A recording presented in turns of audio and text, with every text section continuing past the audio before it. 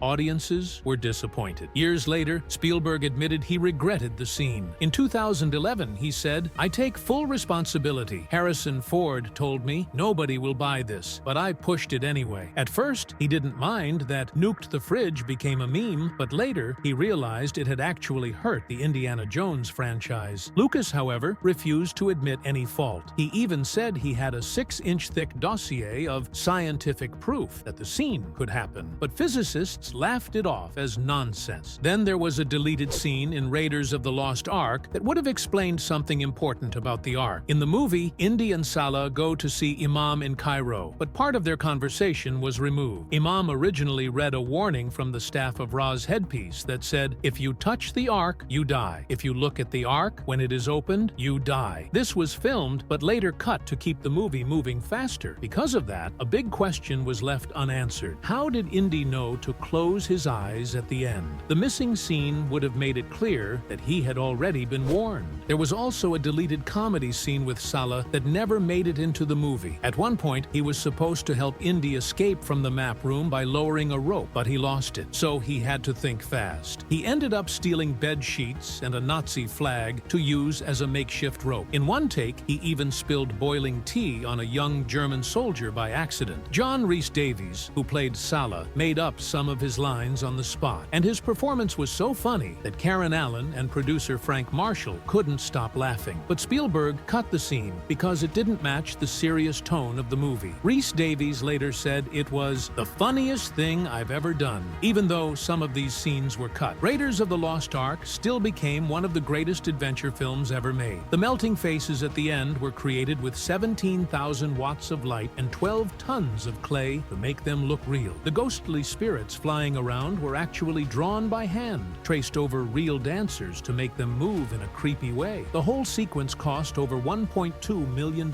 which was a huge amount in 1981. When Raiders of the Lost Ark came out in 1981, it wasn't just another action movie. It changed Hollywood. It made history feel exciting. It gave the world a hero who wasn't perfect but never gave up. And even after more than 40 years, people still love it. The Indiana Jones movies shaped careers, inspired real archaeologists, and set the standard for adventure films. Before playing Indiana Jones, Harrison Ford was mostly known as Han Solo from Star Wars. But after Raiders, everything changed. He became one of the biggest movie stars in the world. Unlike his Star Wars co-stars, Mark Hamill and Carrie Fisher, who struggled to find big roles, Ford kept landing hit after hit. He starred in Blade Runner, The Fugitive, and Air Force One. But no matter how many movies he made, people always saw him as Indiana Jones. His charm, his toughness, the way he got knocked down and kept going, that's what made him unforgettable. Karen Allen, who played Marion Ravenwood, also left a big impact. Before Raiders, female characters in action movies didn't get much to do, but Marion was different. She was smart, strong, and didn't back down from anyone, not even Indy. She became a role model for future action heroines. Even though Allen spent more time working in theater and directing, she remained connected to Indiana Jones. When she returned in Kingdom of the Crystal Skull and Dial of Destiny, it proved how much fans still loved her character. Other actors in the series also found success. John Rhys Davies, who played Sala, became even more famous when he starred in The Lord of the Rings. Paul Freeman, who played the villain Belloc, became known for playing clever, charming bad guys. Alfred Molina, who had a tiny role in Raiders, later played Dr. Octopus in Spider-Man 2. Even Ke Huy Quan, who played Short Round in Temple of Doom, made a huge comeback years later, winning an Oscar for Everything Everywhere All at Once. But Indiana Jones didn't just change the lives of its actors. It changed the way people saw history. After Raiders, more students started studying archaeology. The University of Chicago and other schools noticed a rise in interest. Of course, real archaeologists don't dodge booby traps or run from giant boulders, but even they admitted that Indiana Jones made their field look exciting. TV shows and documentaries started using the same mix of history and adventure, trying to make learning about the past feel just as thrilling. The way Indy looked also became iconic. The fedora, the leather jacket, the whip, everything about his outfit screamed adventure. The costume designer, Deborah Nadoolman, based his look on real explorers from the 1930s. Soon, other movies started copying it. The Mummy, Jumanji, and even video games like Uncharted borrowed from Indiana Jones's style. Even his professor look, the glasses and tweed suit, added to his charm, showing he was both a scholar and an adventurer. But the biggest impact of Indiana Jones was on action movies. Before Raiders, adventure films weren't this fast, exciting, or creative. The Indiana Jones series introduced things that became standard in Hollywood. The idea of solving ancient mysteries inspired National Treasure and Tomb Raider. The idea of a hero who wasn't perfect, who made mistakes, got tired, got scared, paved the way for characters like John McClane in Die Hard. Even the way Indiana Jones used real-world locations, from Nepal to Venice, influenced video games like Assassin's Creed. The movies also set new filmmaking standards. The giant boulder chase in Raiders and the minecart scene in Temple of Doom are still some of the best action sequences ever made. They were done with practical effects, not CGI, which made them feel real. John Williams's theme music became as famous as Star Wars and Jaws, and Steven Spielberg's directing influenced future filmmakers like J.J. Abrams and James Mangold, who later directed Dial of Destiny. Of course, not everything in the series was perfect. Temple of Doom got criticized for using stereotypes and making Indian culture look bad. Kingdom of the Crystal Skull upset fans with its alien storyline, which felt out of place. But even these movies became part of the discussion about Indiana Jones. Love them or hate them, they were impossible to ignore. Even today, Indiana Jones is still alive in pop culture. New video games, like Indiana Jones and the Great Circle, keep the character going. Indie-themed rides and Lego sets still sell. And in archaeology, the Indiana Jones effect is a real term. It describes how pop culture can make history exciting for new generations. In 2023, Indiana Jones and the Dial of Destiny became the final chapter in Indy's story. Harrison Ford, now 80, returned for one last adventure. The film explored aging, legacy, and what happens when a hero's time comes to an end. It was a nostalgic farewell, and while Indy's journey may be over, his impact isn't. For over 40 years, Indiana Jones has been more than just a movie series. It launched careers. It made history feel like an adventure. It changed action films forever, and it gave the world a hero who, even after all these years, still reminds us that the greatest adventures aren't just about treasure. They're about courage, curiosity, and never giving up. As Indy himself said, "It's not the years, honey, it's the mileage." And no matter how much time passes, the adventure never truly ends.